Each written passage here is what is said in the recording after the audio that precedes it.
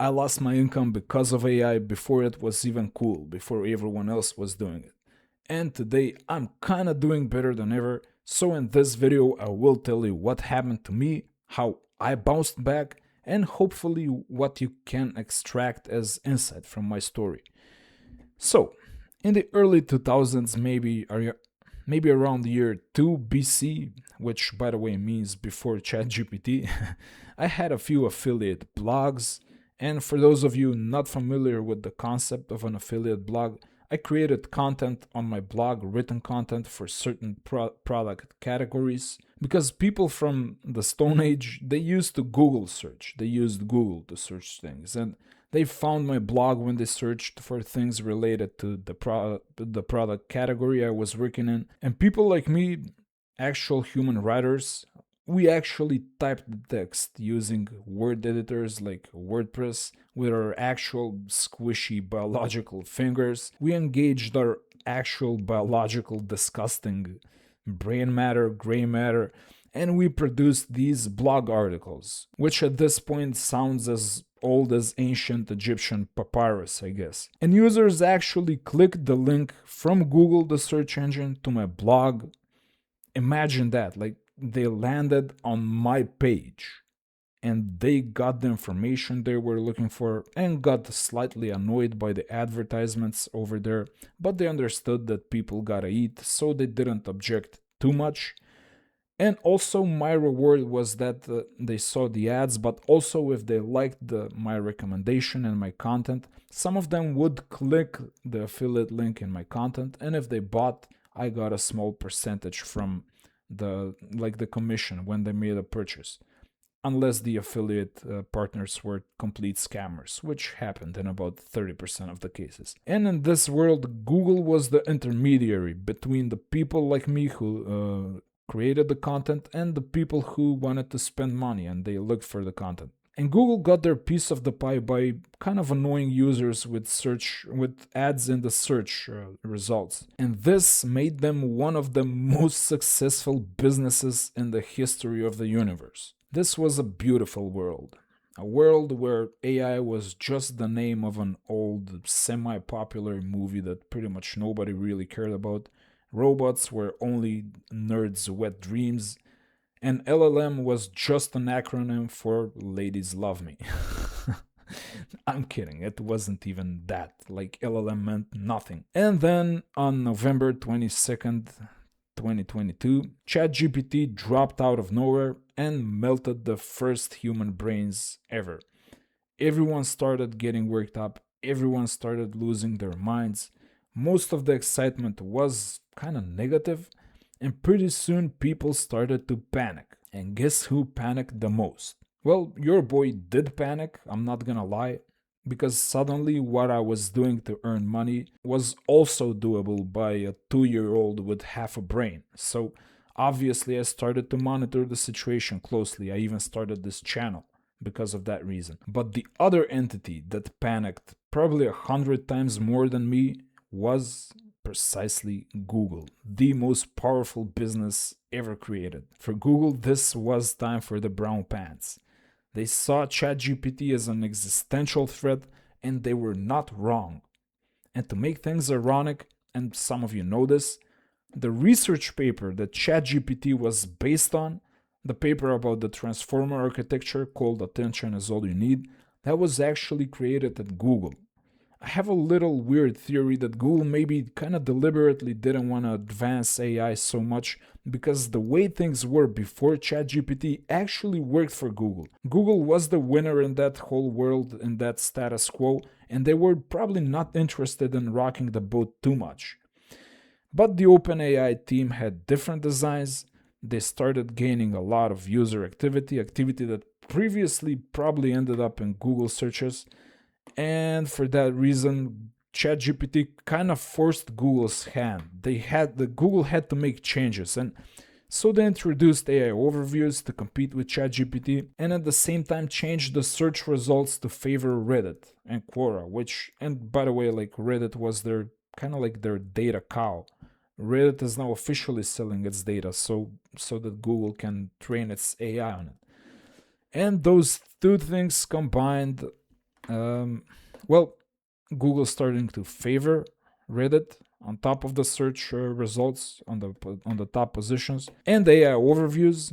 That's what destroyed businesses like mine because blogs like mine started getting a lot less traffic. So in a way, even though AI didn't exactly take my job or replace me, it did cut my income by so much that it makes me want to puke when I think about it. Was this even legal, by the way, or even ethical?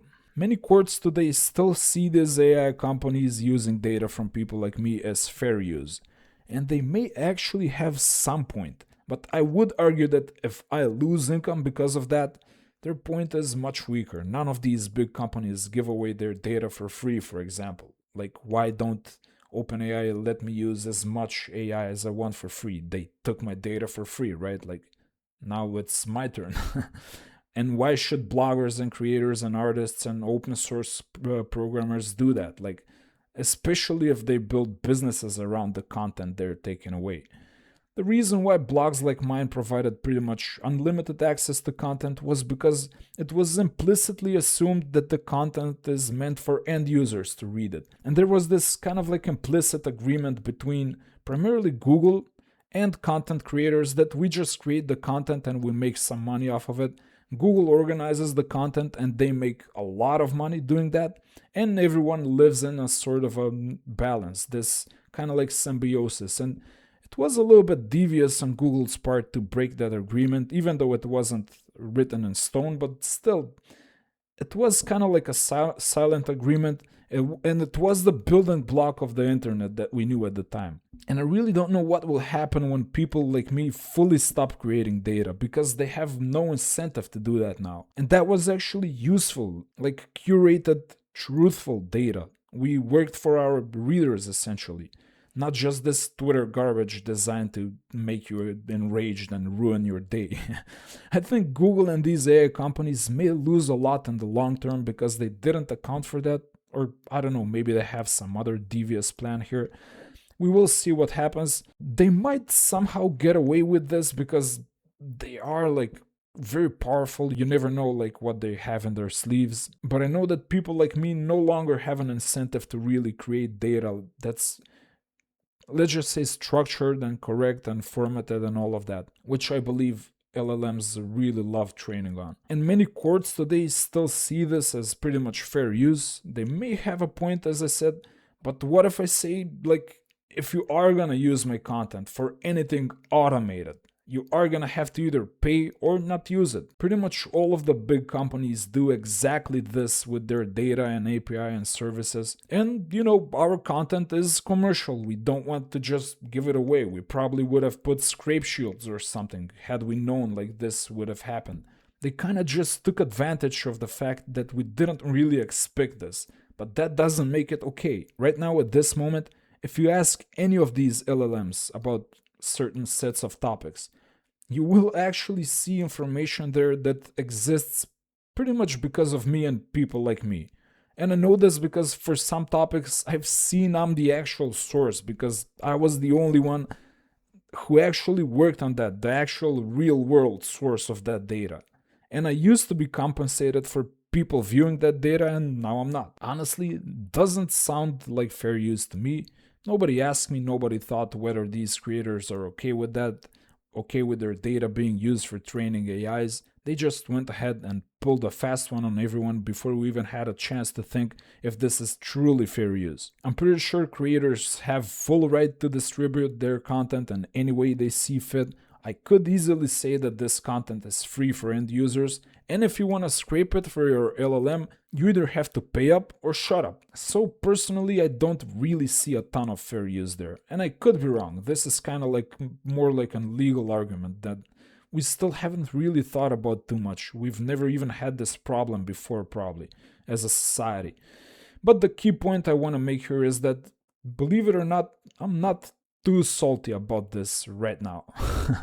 Honestly, that's mostly because I have recovered a lot of my losses by other means, mostly through pretty much mostly through like applications, and I have reinvented my businesses and income streams. I did kind of bounce back, but more importantly, I think things will actually be even better for me personally right now. I really think that's how things are going. That's my read on the situation. Which is why, while I was pretty angry at the AI and ChatGPT and Google and the situation and the world and the universe and God, I also now realize that I am in a position to make a lot more money because of all the developments.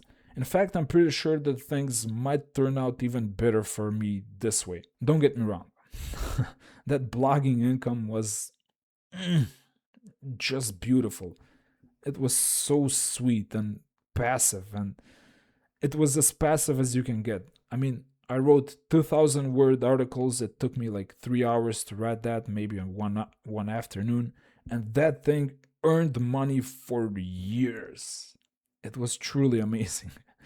And I do want to cry a little bit when I remember how much money that was printing and how easy it was. But also, and I kind of knew this at the time as well, I was getting slow. I was kind of getting soft, weak, a little bit stupid. I was too trusting on platforms and too reliant on easy money. And even worse, I started settling. Like the money I was making kind of hypnotized me, and I stopped being hungry. I stopped pursuing more, like my actual goals, which are probably much bigger than what a few blogs could provide for. I mean, sure, I'm kind of like reframing a little bit and looking for the silver lining, maybe. Fair enough. Because right now I'm still not at the same income level I was a few years ago in my golden age, let's just say. But I am getting there, and I will likely surpass that level by many multiples. It may even not take me that long. In fact, I may even arrive at my original goals faster with this whole disruption.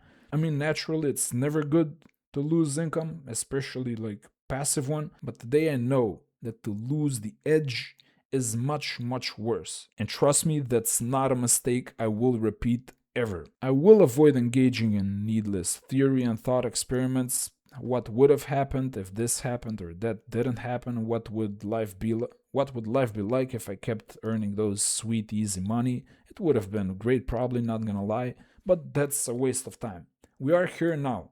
AI is part of our reality, whether we like it or not, and the world is gonna keep changing, whether we like it or not, right? You thought I was gonna complain or whine in this video? Nah, homie, don't play that. People don't realize this. Like, when you complain, you're the one who keeps losing more. And the people who listen to you, they also lose. And I don't want to do you like that, honestly. Like, I don't want to do that disservice neither to myself nor to you. And by the way, like a quick side tangent, if you're maybe a fan of this channel, maybe you've noticed this, and I hope you've noticed this. And I know there's a lot of great channels, and especially in the kind of like the AI sphere, and they're really like awesome creators. I love them. I watch their videos constantly. But what I kind of have like as an objection there is they almost always kind of present the situation as, from a frame of complaining. And look, I mean, okay, sometimes we all do it, fine, but we gotta offer solutions here. We gotta think forward. There's no going back. Like, what are we doing here? If you keep complaining, this thing is just gonna crush you. Snap out of it. Like, let's go. Let's do something about it. So yeah, this is the new world we're living in right now. And the only thing that's still true from the old world is that it's not fair. It has never been fair, right? And it will never be fully fair. So waiting on that is kind of like a waste of time. You just gotta roll with the punches here. Maybe AI companies will be slowed down by lawsuits because of how they took all of this data without ever asking anyone. I don't know, maybe like on the other side, these legal eagles will determine like it's all fair use, baby. But maybe not. And that may be the first serious obstacle that kind of slows down this meteor headed towards us. I might even get a check for my data, huh? But I'm not waiting on that. And honestly, a part of me kinda doesn't even want it to happen. I mean, sure, that check would be really sweet. I wouldn't say no to that. But for me personally, and for people like me, I think this may actually turn out to be a good thing in the end, in the long term. And this won't apply for everyone who's listening right now, but it may apply to you if you're maybe a little bit similar to me. Just hear me out. If you're maybe the type of person who is kind of starting from the bottom and kind of maybe has big ambitions, you should maybe thank your lucky stars for AI. AI disrupted your biggest enemy, which was the status quo. Because in the old world, people like you and me, people who wanted to build businesses from scratch, we arguably weren't doing that great in the last 10 years. Because a lot of the markets were already saturated, established players were getting fatter and fatter all of the time.